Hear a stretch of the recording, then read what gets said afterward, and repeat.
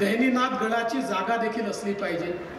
आपली वारी जाते, पण वारी तिथे पोहोचल्यानंतर स्थान कुठलं हा प्रश्न तयार होतो। आणि म्हणून आम्ही खूप प्रयत्न केला आणि आता जागा मिळाली। जागा विठ्ठल महाराज म्हणाले एवढी मोठी जागा घ्यायची आहे, जागा तर मिळाली, तयारी झाले, पण आता याच्याकरता आपल्याला निधी कुठनं मिळेल, पैसा कुठनं येईल। मी त्यांना म्हटलं ज्यांच्याकडे इतकी भक्तांची श्रीमंती आहे, आमच्यासारखे सगळे सेवेकरी आहेत, त्यांनी चिंता करायचं कारण नाही। विठ्ठल महाराज मी आपल्याला सांगतो, या सगळ्यांच्या भरोशावर सांगतो, आपल्या मनामध्ये पंढरपूरची जी जागा ज्याचा करार तुम्ही केलाय, निश्चितपणे ती जागा ही आपल्या गहिनीनाथ गडाला मिळेल आणि पुढच्या काळामध्ये आपली पालखी, आपली वारी त्या ठिकाणी जाईल। त्यामुळे पंढरीला गहिनीनाथ गडाच्या स्वतःच्या जागेवरच आमच्या वारीला त्या ठिकाणी स्थान मिळेल, हे देखील निश्चितपणे वामन महाराजांचा आशीर्वाद आपल्या पाठीशी आहे, गहिनीनाथ महाराजांचा आशीर्वाद हा आपल्या पाठीशी आहे। आणि म्हणून मला असं वाटतं की आज या निमित्ताने या ठिकाणी आपण सगळे ऊर्जा घेण्याकरता येतो, पुष्पवृष्टी करतो, प्रसाद घेतो, एक ऊर्जा घेतो। आज खरं म्हणजे आपण जर बघितलं तर मोठ्या प्रमाणात बहुउद्देशीय सभागृह असेल, भक्तनिवास असेल, स्वागत कमान असेल, प्रसादालय असेल, कीर्तन मंडप असेल, अशा अनेक गोष्टी या ठिकाणी आपण करणार आहोत। आणि मोठ्या प्रमाणात दरवर्षी वामन भाऊंवर प्रेम करणारे, त्यांचा आशीर्वाद घ्यायला 18 पगड जातीचे लोक, गरीबातला गरीब माणूस या ठिकाणी अत्यंत श्रद्धेने येतो आणि त्याला काय मिळणार आहे याची कुठली अपेक्षा नसते।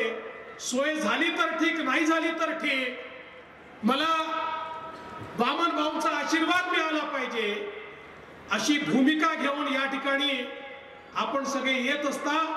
आणि म्हणून कुठेतरी आपली योग्य सोय झाली पाहिजे, ही जी महंत विठ्ठल महाराजांची तळमळ आहे, ती तळमळ पूर्ण करण्याकरता आम्ही मंचावर बसलेले सगळे लोक हे कटिबद्ध आहोत आणि ही तळमळ निश्चितपणे आम्ही पूर्ण केल्याशिवाय राहणार नाही। खरं म्हणजे वामन भाऊंचे भक्त हे मानाचा नारळ स्वीकारतात आणि ज्या गावात नारळ जातो तिथे नारळी सप्ताह देखील होतो। नारळ हा कल्पवृक्ष आहे, आपण त्याला श्रीफळ म्हणतो, आणि हे जे श्रीफळ आहे हे खऱ्या अर्थानं सर्व भक्तांपर्यंत पोचलं पाहिजे, ते सेवेच्या रूपानं पोचलं पाहिजे, अशा प्रकारचा प्रयत्न आपण सगळे करतो। आणि मला अतिशय आनंद आहे की आमच्या महंत विठ्ठल महाराजांनी सांगितलं की शेवटी वारकरी संप्रदायाची सुरुवात ही गहिनीनाथांनी केली। गहिनीनाथ असतील, निवृत्तीनाथ असतील, आणि मग ज्ञानेश्वर माऊलींपासनं तर संत श्रेष्ठ तुकाराम महाराजांपर्यंत एक मोठी मांदियाळी संतांची आहे की ज्यांनी या देशामध्ये भक्ती संप्रदायाच्या माध्यमातून जनसामान्यांना जगण्याचा मंत्र दिला। आणि जातीभेदाच्या पलीकडे आपण सगळे मानव आहोत आणि आपण सगळे भक्तिरसामध्ये लीन होऊन जर या ठिकाणी खऱ्या अर्थानं जगलो, अध्यात्मानं जगलो, तर कितीही संकट आली तरी त्या संकटाचा सामना करण्याची आध्यात्मिक ताकद आपल्याला मिळते, हे आम्हाला आमच्या वारकरी संप्रदायाने सांगितलं। आणि त्याच वारकरी संप्रदायाचे पाईक आमचे वामन महाराज असतील किंवा या ठिकाणी गहिनीनाथ गड असेल, आमचा भगवानगड असेल, मच्छिंद्रगड असेल, नारायणगड असेल, एक मोठी परंपरा या ठिकाणी आहे।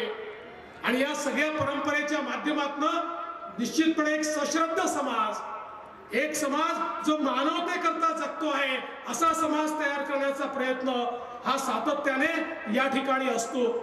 आणि म्हणूनच वारीचं महत्व मोठं आहे। विठ्ठल महाराज नेहमी म्हणतात, आमचा वारीचा मार्ग चांगला झाला पाहिजे। आम्ही वारीला जातो पण मार्गच नाहीये, आणि म्हणून आपण वारीचा मार्ग चांगला झाला पाहिजे याकरता त्या ठिकाणी आराखडा तयार करायला सुरुवात केली आहे.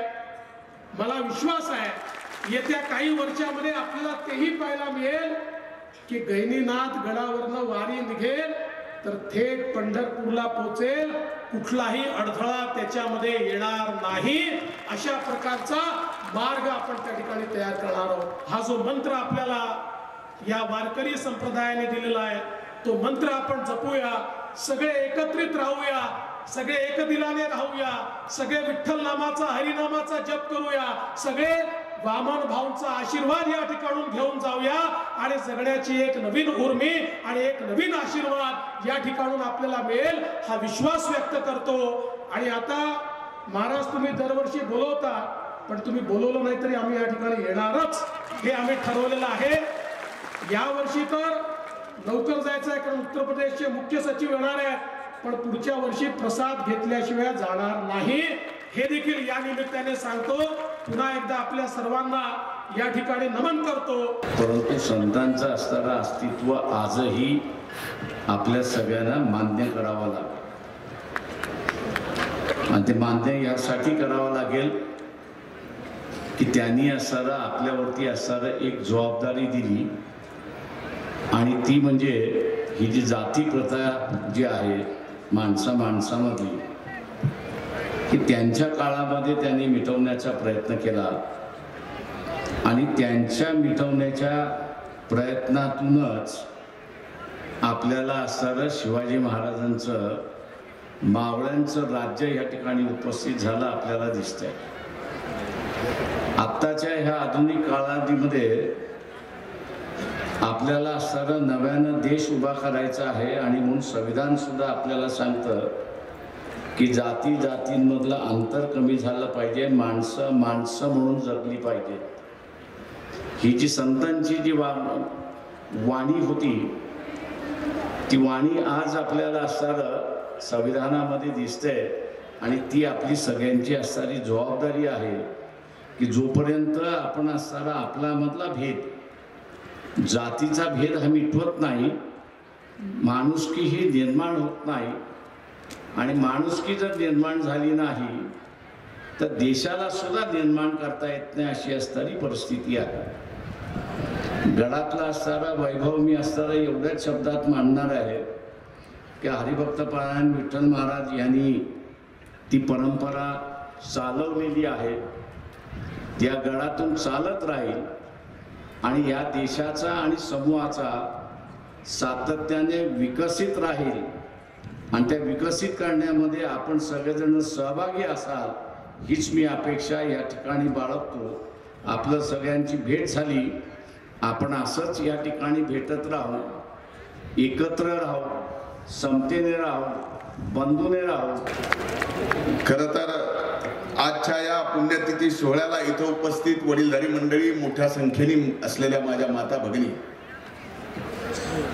उत्साहात असणाऱ्या माझ्या तरुण भावांनो, इथं उपस्थित पत्रकार मित्रांनो, माझ्यासाठी आजचा हा स्वर्णाक्षराने लिहा असा दिवस आहे. यासाठी की मागच्या वर्षी मी ऍक्सिडेंट मध्ये वाचलो ही गहिनीनाथाची कृपा आहे, ही वामन भाऊची कृपा आहे की मागच्या वेळेस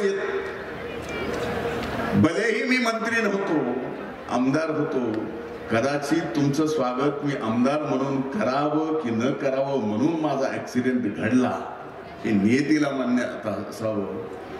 त्याच्यामुळं मागच्या वर्षी येता आलं नाही. तेवढ्यात मला मंत्रीपद मिळालं, तेही पालकमंत्री पदाची जबाबदारी दिली. माझ्या भगिनीसहित मला इथं एकत्रित तुमचं स्वागत करता आलं म्हणून आजचा दिवस माझ्या जीवनात पटलं का? आता आवाज आला. म्हणून माझ्या जीवनामध्ये स्वर्णाक्षरांचा आजचा दिवस आहे. माझ्या जीवनातले आगळे वेगळे अनुभव आहे. माझ्या संघर्षाच्या काळामध्ये ज्यावेळेस अनेक जण शिव्या साप दगड मारत होती, त्यावेळेस एक ठिकाण श्रद्धेचं ऊर्जा घेण्यासाठी मला मोकळं होतं. ते विठ्ठल महाराजांनी या गहिनीनाथ गडाची 20 वर्षापूर्वी नियमाने पूजा करण्याची कधीच खंड पडू दिला नाही.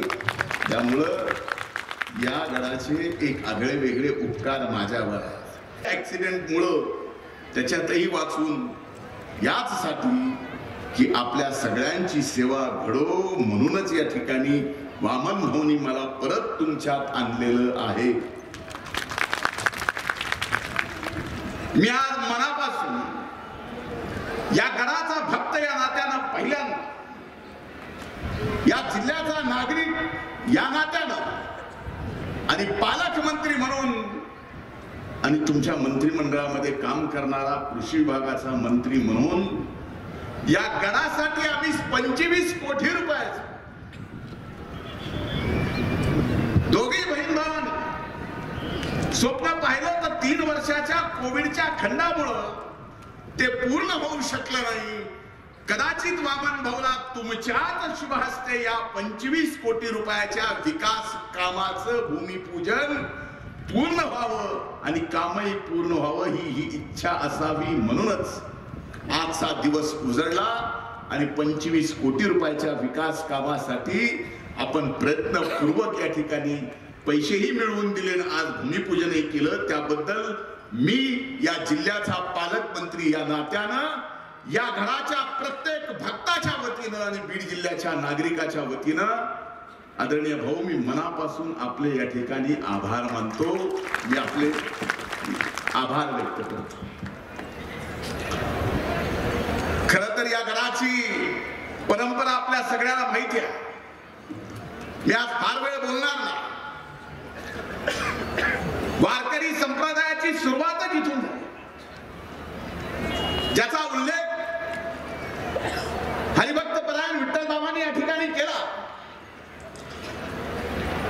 वारकरी संप्रदाय असेल, नाथ संप्रदाय असेल, याची खऱ्या अर्थानं सुरुवात जर कुठून झाली असेल तर ती गहिनीनाथ गडावरून झाली असेल हे आपल्याला मान्य करावं लागेल. कारण याचं प्रमाण आहे.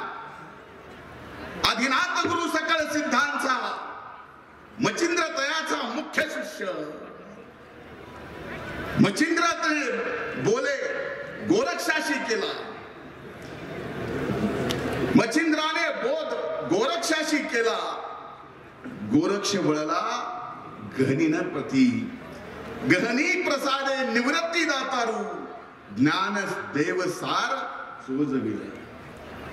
काही चुकलं असेल शब्दात तर आपण माफ करावं एवढीच माझी विनंती.